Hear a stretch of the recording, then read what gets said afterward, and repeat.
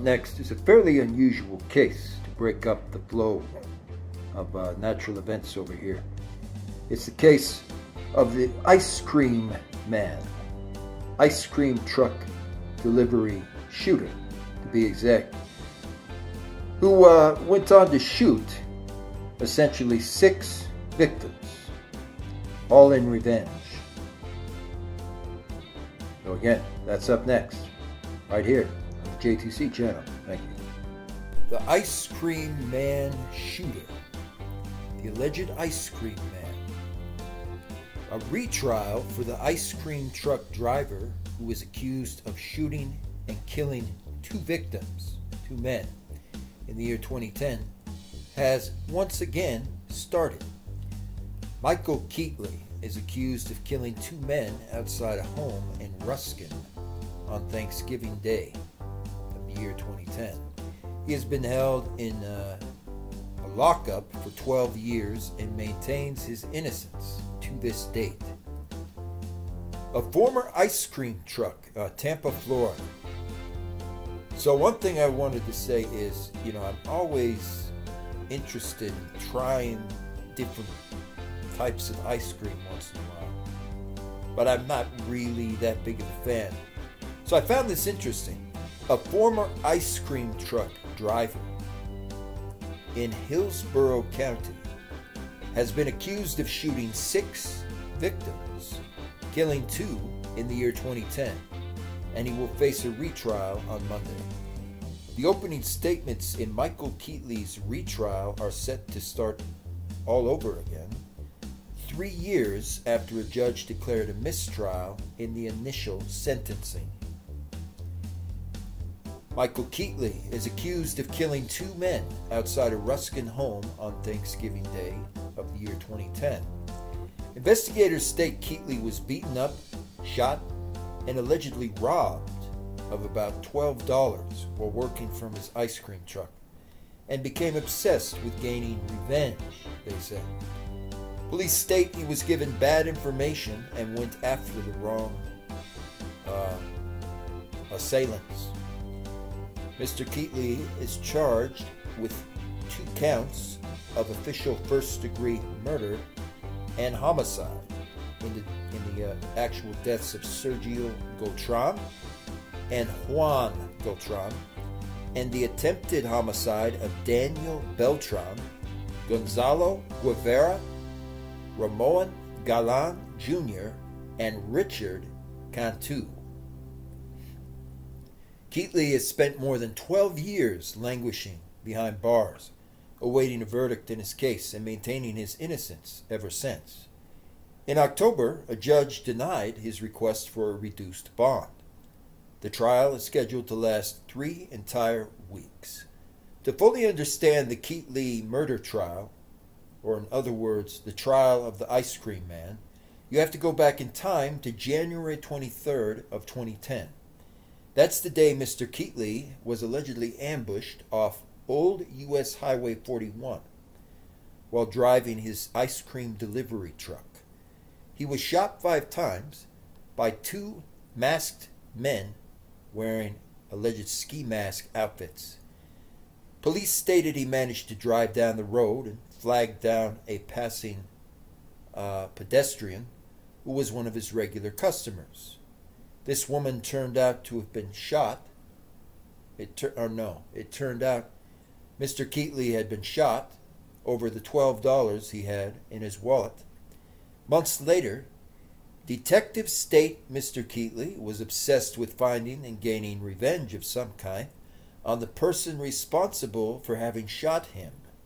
It was reported that Michael Keetley was looking for a man with the street name Creeper. Around 2 a.m. on Thanksgiving of November 25th, 2010, detectives state Mr. Keetley pulled up to the house on in the Ocean Mist area of Ruskin, where he thought Creeper was living. Police reports state Keetley shot 6 men there. However, according to the investigators, none of them allegedly have anything to do with Keetley being robbed. Brothers Sergio and Juan Beltran passed away. The other 4 survived the shooting. In January of 2011, Keetley pleaded not guilty to 2 counts of first-degree homicide and 4 counts of attempted first-degree murder. He denied having anything to do with the shooting, however. He has remained in prison since that time. So very, very interesting update there. It's again by saying, I'm not an attorney per se, but I have many years experience in the legal field with dealing with legal cases, looking at the different facts surrounding legal cases, especially cases like this. And in the case of the ice cream man shooter, I'm convinced, based upon some very persuasive arguments and the causative analysis that I've done already thus far, that the ice cream man in the truck, it was very dark outside. They allegedly say that somebody came and ran a flurry of shots to run as a official distraction.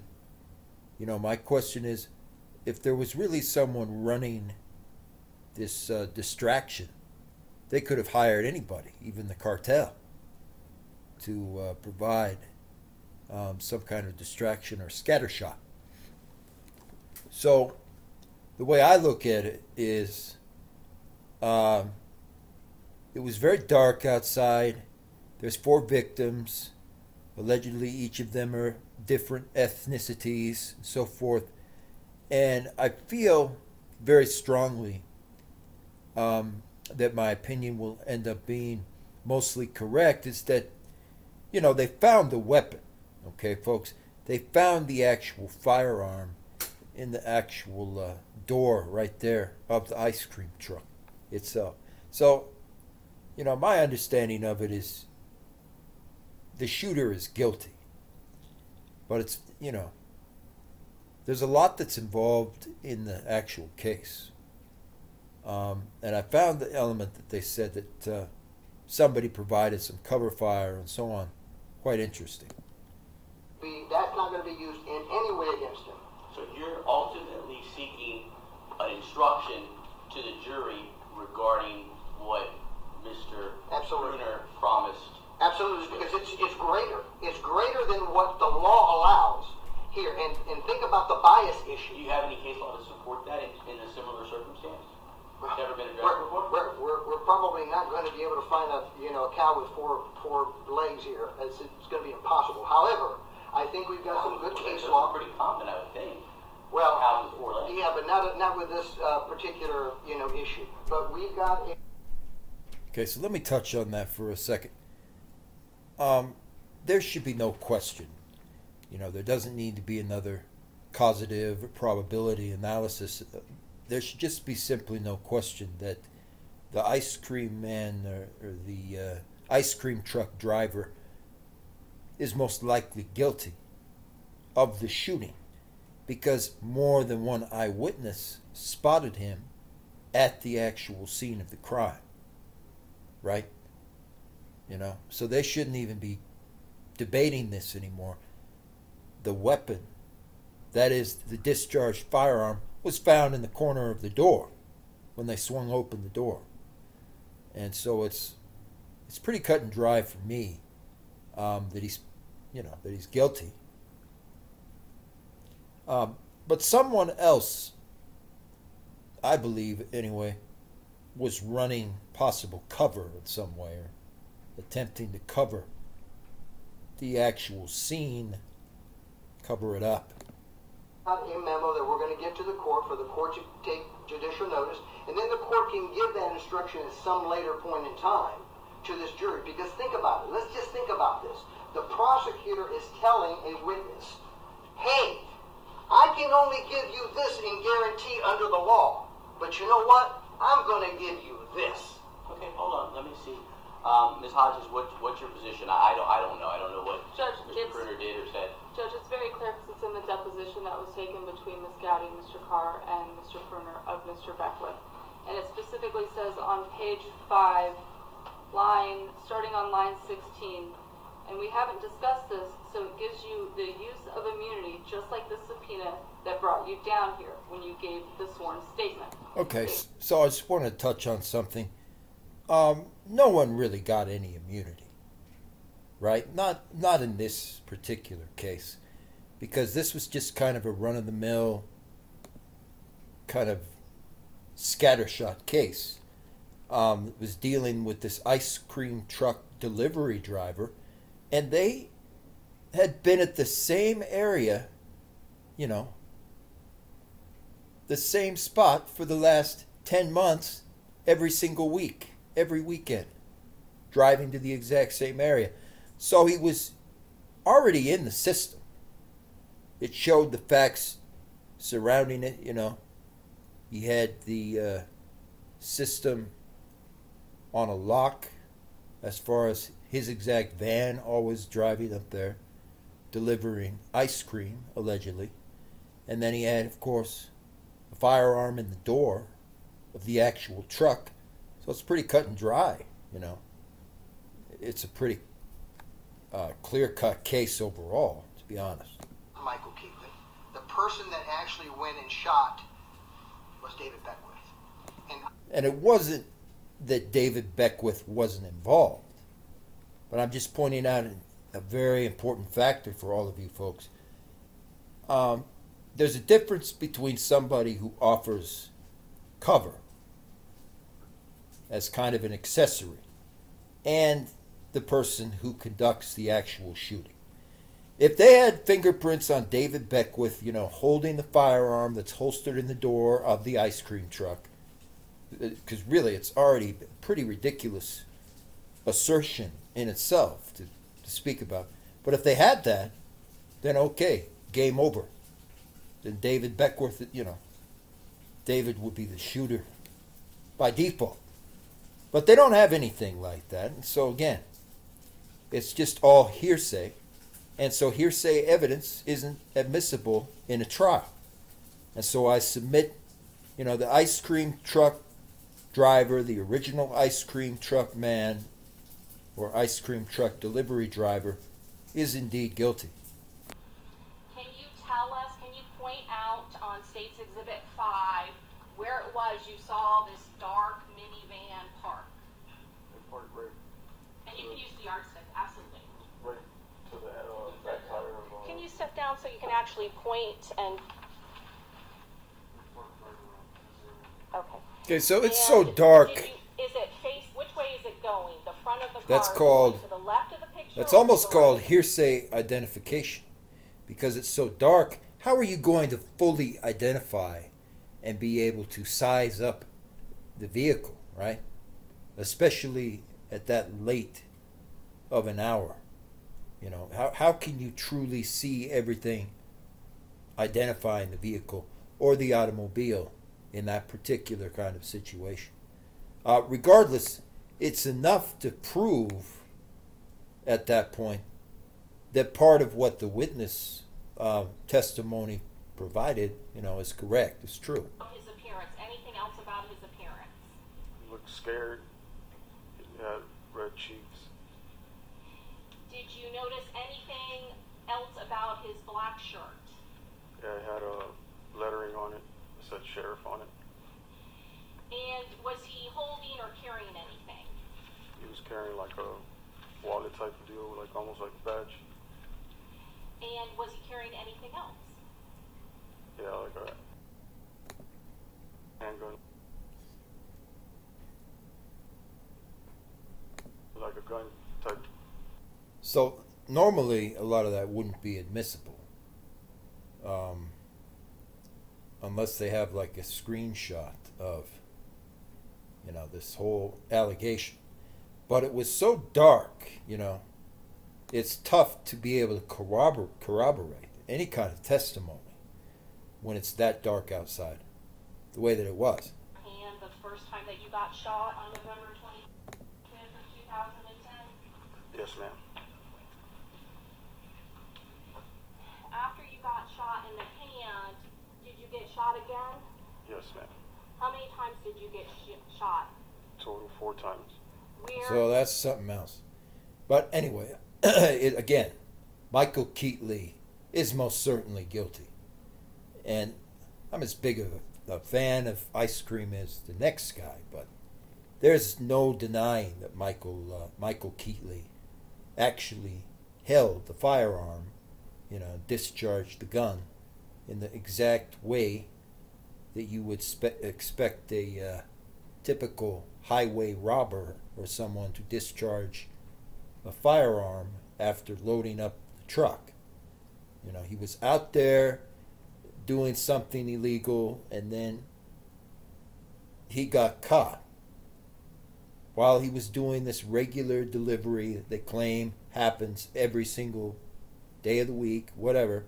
He got caught, and he got caught on video shooting them. That's the key. It's clear, because Michael Keetley is the original ice cream truck driver, that he's the one who's guilty. He's in the register log, he's in the record book for phoning in first and running his delivery truck into that exact area. On the road, getting out, having a firearm or something in the holster of the door, and then, he also allegedly wanted to get back at someone. But the fact that the witness, it was very dark, and the witness states they're 2,000% sure at this point that the ice cream driver is who shot me while dressed as a cop. That's voluntary hearsay. You can't claim anything about Mr. Keetley to say that he was actually dressed as one of the police officials. You can't play that game. They have it on record of the exact area that he drove every single day.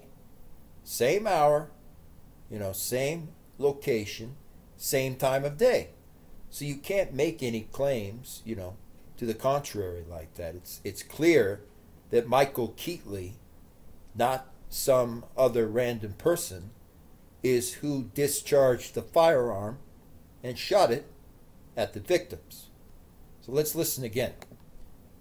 Did you at some point notice a vehicle? Yes, ma'am. Can you tell us, do you remember the type of vehicle that was? This is a minivan. And do you remember the color of the vehicle? I think it was a dark colored vehicle. Tell us what happened and when did you first notice it and what did it do? Just seeing it pass by. And at some point, did it park in front of 604 Ocean Miss Court? Yes, ma'am. I'm going to put back on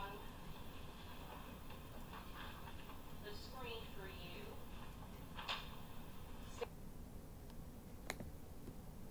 For the 31st of 2013. I remember being sworn in for a lot of things. You remember the following questions and answers, page 54. Question, talking about Michael. Inability to get up and down all the time and stuff like that? Yes. Is that true? Were you being truthful back then? Yeah, stuff like that. I mean, I don't know how to explain it. Yeah, he was shot up, but it didn't stop him from being able to start a vehicle, get in a vehicle, or shoot a gun. Well, yeah, okay. So here I wanted to point out something important. He's saying, he was shot, but it didn't stop him from being able to operate his automobile and move around and so on. And he's correct about that. But how is it relevant to whether or not Michael Keetley committed the shooting? Yeah. So that's one of the key things I just wanted to make sure that finally it's pointed out about this. It's just been an interesting case always to go back and really look at this issue here. And again, I don't know why they went into this line of questioning. Clearly Michael Keetley is guilty, no matter what. And they came to the right decision, but it's like, why was this witness here, arguing back and forth and shouting about that? I don't know, but there you have it. This is the case of the ice cream man shooter, basically. Sure. Michael Keetley, in your words, was effed up. Right? Yeah. I'm effed up. So is anybody who be delivering the ice cream for a living, right? Anyway, what are your feelings and thoughts on this? Sound off more in the comments down below. Thank you, folks. And that right there was the interesting case of the ice cream delivery shooter, Mr. Michael Keetley. If you enjoyed it, be sure to spread this far and wide and pass it on to your colleagues as well. Thank you again.